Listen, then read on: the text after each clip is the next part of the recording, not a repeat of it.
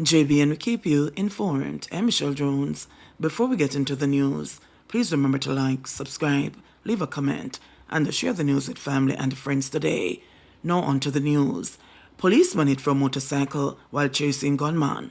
A St. Catherine-based policeman remains hospitalized after he was hit from a motorcycle while pursuing a gunman who fled leaving a loaded revolver behind on Tuesday. The police constable, who was attached to the Portmore police station, suffered injuries to his legs. About 1:50 p.m., the policeman was reportedly on patrol near Waterford when a motorcyclist was signaled to stop. The motorcyclist reportedly disobeyed. However, he reportedly dropped a bag in his possession, and when it was retrieved, the revolver was found. The policeman went in pursuit of the man on his service motorcycle, but was hit from his motorcycle by a motorist. He suffered damage to both legs and his groin. He was taken to hospital where he was admitted for treatment. Motorcyclist dead, pillion hospitalized after St. Thomas crash. A motorcyclist is dead and his pillion admitted in hospital in serious condition following a collision on the Lloyds Penn Main Road in Yallas, St. Thomas on Wednesday morning. The deceased is Lamar Allen, a 27-year-old road construction worker of Bayshore, Harborview in St. Andrew. According to reports, at about 8:10, two motorcyclists were traveling in an easterly direction towards Morant Bay. When on reaching a section of the Lloyds Penn Main Road in the vicinity of South Haven Boulevard, one of the motorcyclists overtook a vehicle at a corner and veered into the path of a grey Toyota Hiace bus traveling in the opposite direction. The bus driver attempted to avoid a collision, but the motorcyclist slammed into his vehicle. The impact forced the bus driver off the road and into a ditch. The driver of the motorcycle died at the scene, while his pillion was taken to hospital by fire personnel from the Yallas fire station. The bus driver and the passenger received minor injuries. The passenger spoke in an interview before going to the hospital for treatment. The brethren just come on my gate, come pick me up, because that's how we are go. When we catch us, you see the bike man come around the corner, overtake. When they see the bus, then done already in the bus. This brother here, when he see him frightened, come try to, take away a little bit from them, because a gully over here, so.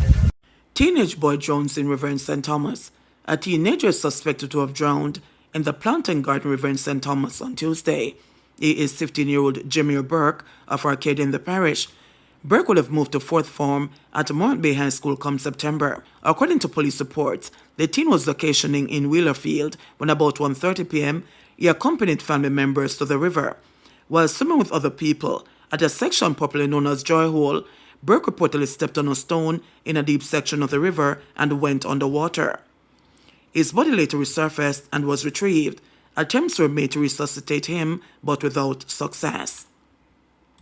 Government to provide $400,000 grants to families whose houses were destroyed by burial. The government, through the Ministry of Labor and Social Security, will be providing a housing grant of $400,000 to families whose houses were destroyed by Hurricane Beryl. Families whose homes have been severely damaged will receive a grant of up to $150,000, and those who experience minor damage will receive up to $50,000. This was stated on Tuesday by the Minister of Labor and Social Security, Colonel Charles Jr., during a statement in the House of Representatives. We recognize the immediate challenges presented by using check payments, and we're exploring options for electronic payments and cash cards to expedite these grants and improve service delivery, said the minister. He added, "We must approach this restoration process as a partnership of all stakeholders. It is therefore expected that these grants will be supplemented by a range of other initiatives, including donor funds, contributions from the diaspora, private sector initiatives, such as the recently launched National Commercial Bank Foundations, Building a Better Jamaica Fund, the CDF, and Food for the Poor." He shared that Food for the Poor has already replaced 20 roofs in Clarendon, one of the hardest hit parishes, and will activate similar efforts in St. Elizabeth this Thursday. Meanwhile, Charles Jr. said based on the analysis of the damage assessments completed so far, the projection is that the owners of approximately 8,700 houses island-wide will require some level of support from the government to aid in their recovery and rebuilding. Of this amount, the vast majority would have suffered minor damage, he said. In the meantime, the ministry, through its Rehabilitation Grants Program, will be targeting 500 micro-business operators for $100,000 grant. It has been determined that they lost their livelihoods because of the hurricane. The total cost is $50 million. Under the ministry's social intervention program, $30 million has been allocated to provide grants to 200 students at the tertiary level, valuing $150,000 each. These students will be identified from households that have been severely impacted by the hurricane. Sentencing hearing for Collymore and co-convicts adjourned until Friday. The sentencing hearing for Omar Collymore and his 3 co-convicts has been adjourned until Friday. Prior to Wednesday's adjournment, the medical doctor who was subpoenaed last week to speak to Dwayne Pink's medical record appeared in court. During last week's hearing, Pink's attorney Ernest Davis told Justice Leighton Pusey that his client's medical condition should be taken into consideration. Davis submitted that Pink had no actual participation in the double murder. He also pointed out that Pink was not the main person nor the triggerman. The doctor has been scheduled to give evidence on Friday. His evidence will be delivered in camera.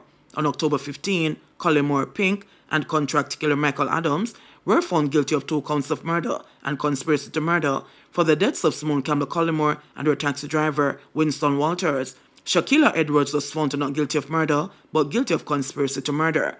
During the trial, the prosecution told jurors that Collymore hired Adams to facilitate the murder of his wife and that Edwards and Pink allegedly played a role in monitoring the businesswoman's movements before her death. Excavator operator escapes injury as unit overturns at Troy Bridge. An excavator operator narrowly escaped serious injuries when the unit overturned into the Hectors River at the site of the collapsed Troy Bridge on Tuesday.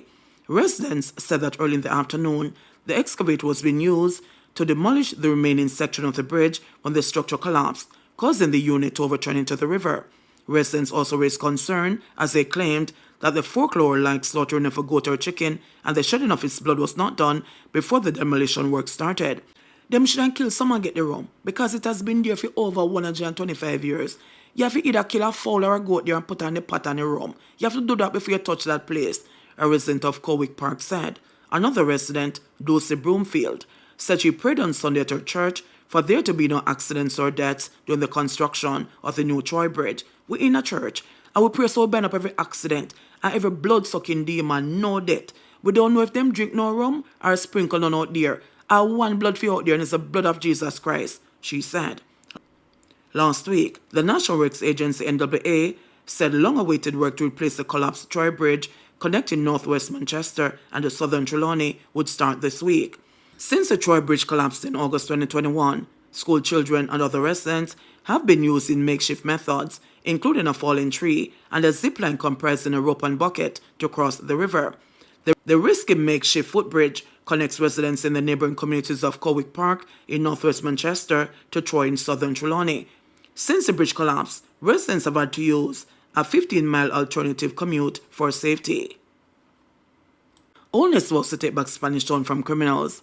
Prime Minister Andrew Holness yesterday boldly stated that the government, through his leadership, is resolute in taking back Spanish Town, St. Catherine from thugs who have, over the years, taken control of the nation's former capital.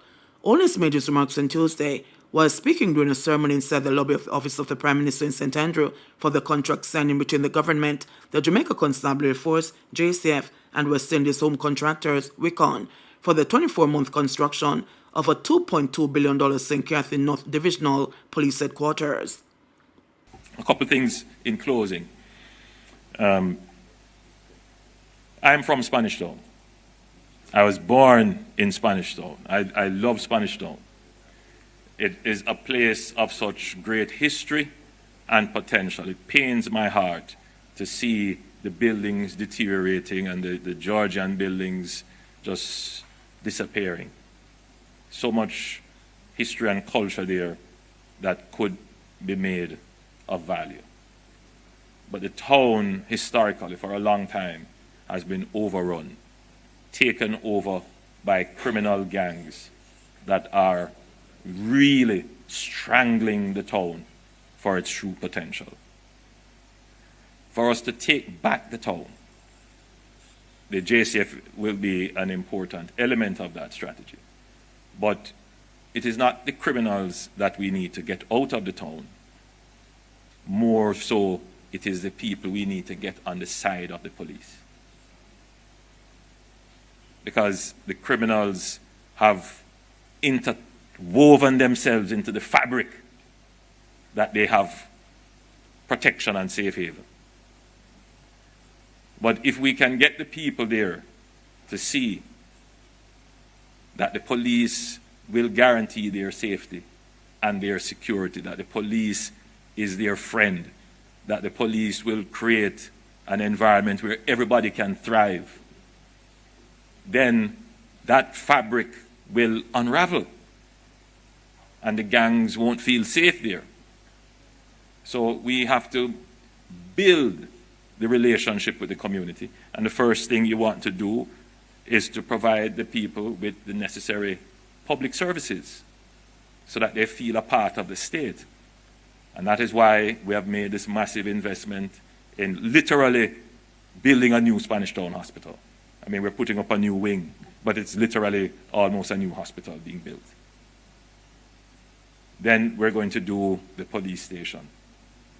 We have some investments to make in some roadways there, including the approach to Spanish Town. We have to figure out how we're going to change that small bridge that has been there for such a long time.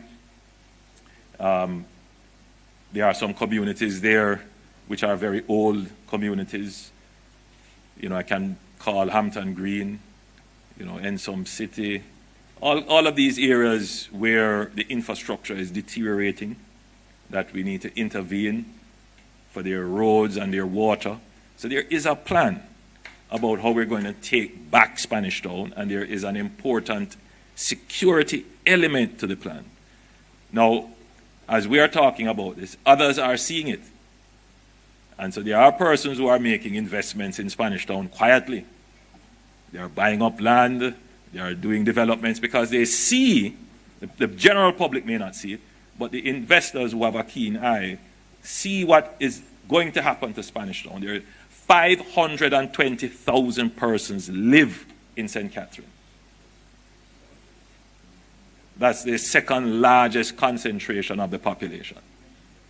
So even if we were to get a 20% reduction in murders, and we sustain that for the next 5 years, and we eliminated the gang, you would see Spanish Town go through a growth phase that previously you would consider unimaginable. And that is what we're going to do.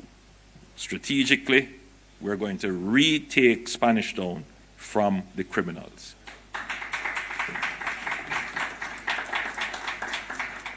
So I want to commend the police for the work that they have been doing. They have taken out one character called Devil. I don't know how somebody could. And I know that they have others that they are on their radar that they are working on. My advice to the criminals, just leave. Just put down your gun and leave. Because the police is going to get you. 1 by 1, 2 by 2, and I'm certain you're going to hear 4 and 5. And you're doing it in a way that is lawful, protecting the innocent, whilst ensuring that we bring those persons who are breaking the law, those persons who are organizing violence, we bring them before the courts. So with those words and my comments, it gives me great pleasure to participate in the contract signing, which is the first important stage in the actual construction. In another couple of weeks, I'm sure, Minister Chang will organize the groundbreaking, where I will have another similar presentation to make. God bless you, and thank you. JBN will keep you informed. Please remember to subscribe, like, share, leave us a comment, and click the notification bell to receive our daily news items.